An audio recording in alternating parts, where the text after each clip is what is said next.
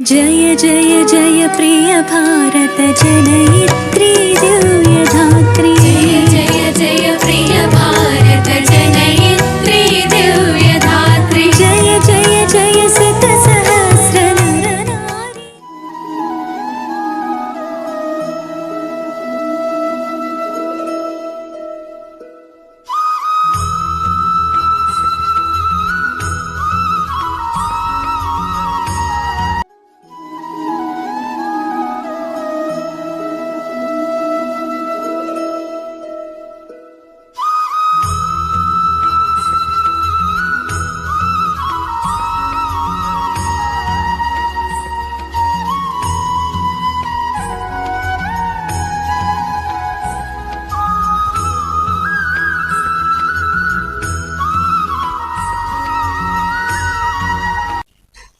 అందరికీ నమస్కారం.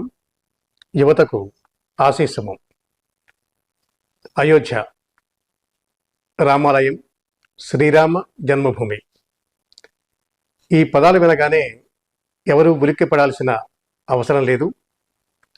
భారతదేశంలో అన్ని రాష్ట్రాలు, అన్ని ప్రాంతాలు, అన్ని వర్గాలు, అన్ని వర్ణాలు, అందరూ ప్రజలకి సంబంధించిన ఒక ప్రధానమైన పర్వదినోత్సవం మరికొద్ది రోజుల్లో 2024 జనవరి 22న అయోధ్యలో ఆవిష్కారం అవుతుంది.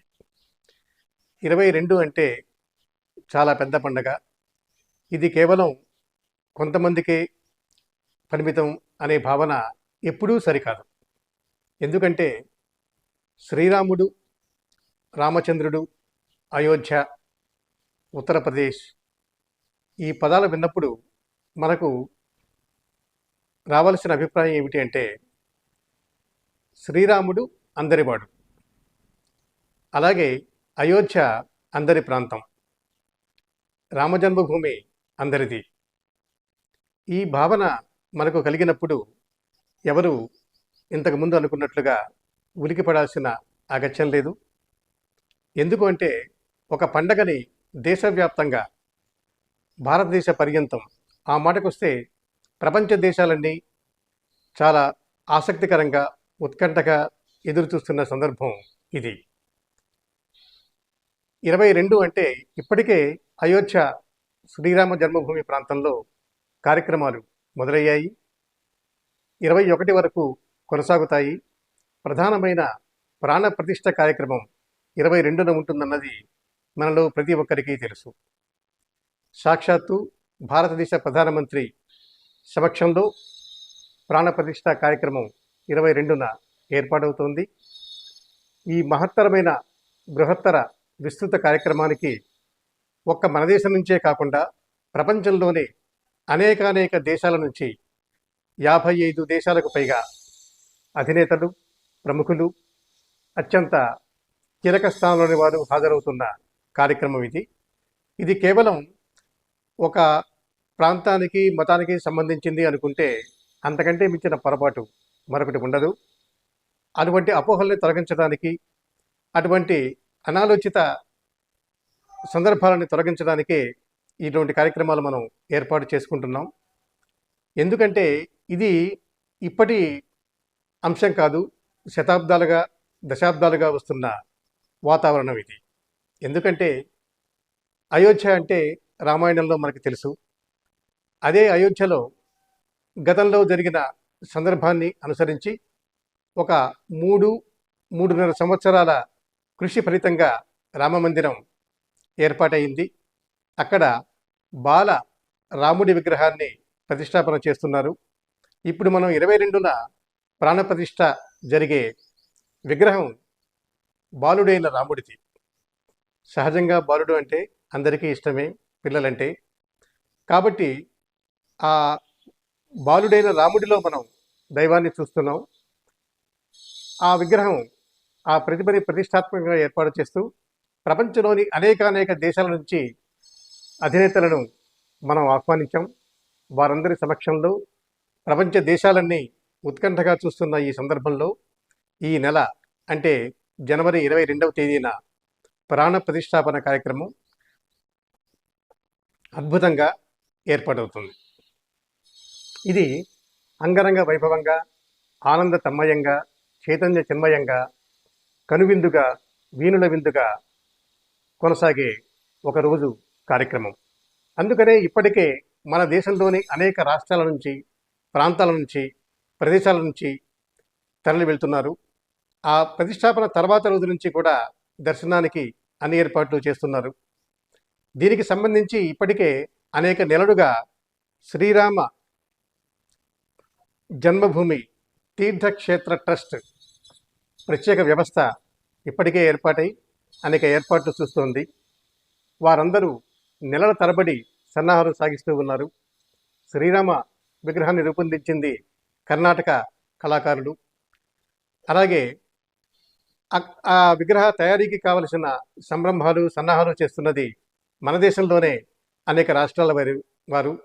ఉభయ తెలుగు రాష్ట్రాలతో పాటు అనేక రాష్ట్రాల నుంచి పేరు పేరున దాదాపు అన్ని రాష్ట్రాల నుంచి ప్రాతినిధ్యం వస్తుంది. ఈ విగ్రహ తయారీకి సంబంధించిన సహాయ సహకారాలని, బాధ్యతలని అన్ని రాష్ట్రాల వారు నిర్వర్తిస్తున్నారు. అన్ని చోట్ల నుంచి సంరంభాలు సమకూరుతున్నాయి. వీటన్నిటి అందరి సమిష్టి కృషితో, అన్ని రాష్ట్రాల భాగస్వామ్యంతో, అందరు కవుల, కళాకారుల, మేధావుల, రచయితల, అన్ని వర్గాల సామాన్యుల సమన్వయ సహాయ సహకారాలతో ఏర్పాటవుతున్న కార్యక్రమమే జనవరి 22 ప్రాణప్రతిష్ఠ ప్రక్రియ. అందుకని ఇప్పుడు మనం ఈ ప్రక్రియ గురించి ఆలోచిస్తూ ఉన్నప్పుడు మనం గతంలోనే మనకు అనేక విషయాలు తెలుసు. కొన్ని అపోహలు ఉన్నాయి, కొన్ని అనాలోచిత విధానాలు ఉన్నాయి.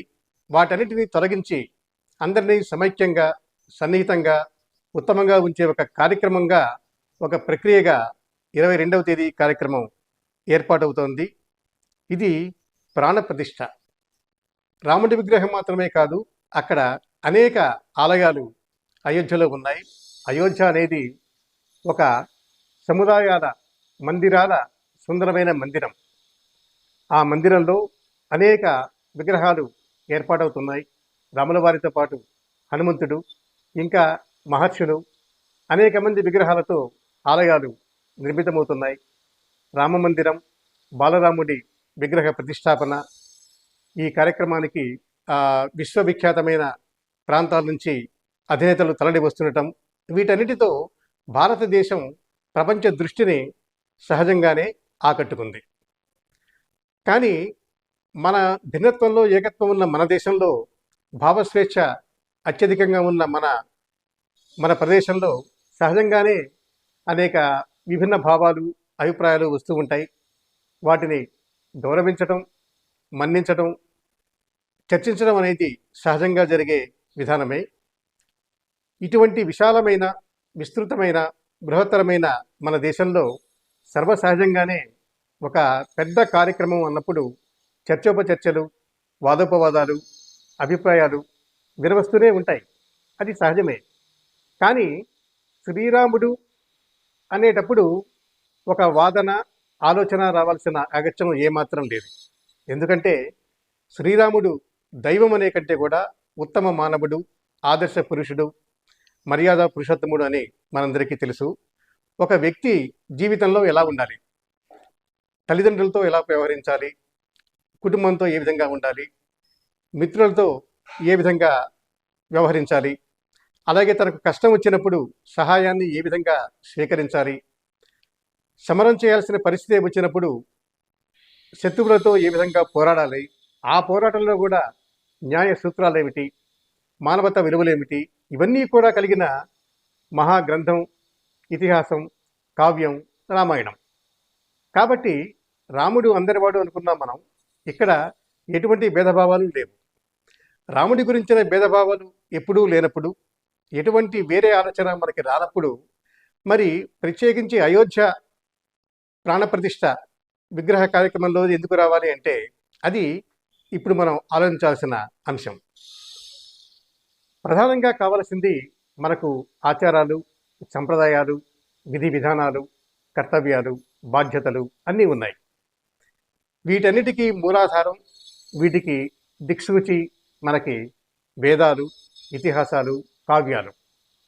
మళ్ళీ వేదాలు అనగానే అది ఒక మతం అనుకోవటం మరింత మూర్ఖత్వం. ఎందుకంటే వేదం అనే పదంలోనే అది ఒక శాస్త్రం, ఒక కళ, సమన్వితం అనేది మనకి అందరికీ తెలుసు.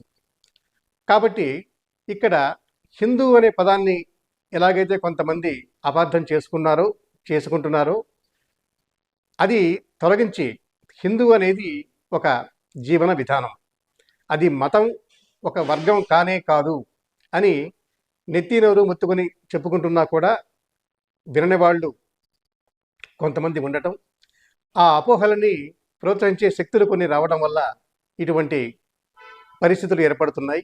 వీటన్నిటినీ పక్కన పెట్టి ఉన్న వాస్తవాలని ప్రజలకు వివరించి రాముల వారి విగ్రహ ప్రతిష్టాపన కార్యక్రమంలో అందరూ పాల్గొనాలి అనే సంకల్పంతో ఇప్పటికే అనేక మంది భక్తులు తరలి వెళ్తున్నారు. గతంలో కరసేవలో పాల్గొన్న వారికి ప్రాముఖ్యత ఇస్తూ, అలాగే సామాన్య ప్రజలందరూ ఆబాల గోపాలం రాముల వారి దర్శనం చేసుకోవడానికి ఏర్పాట్లు జరుగుతున్నాయి. అంత దూరం, అంత ప్రాంతం వెళ్ళలేని వారికి సౌకర్యంగా, వారికి సౌలభ్యంగా రాముల వారి అక్షతలను అయోధ్య నుంచి తెచ్చి ఇంటింటికి, గడప గడపకి పంచే కార్యక్రమం కూడా జరుగుతోంది. ఇవన్నీ కూడా అందరినీ ఐక్యం చేయడానికి, సమైక్యంగా ఉంచడానికి.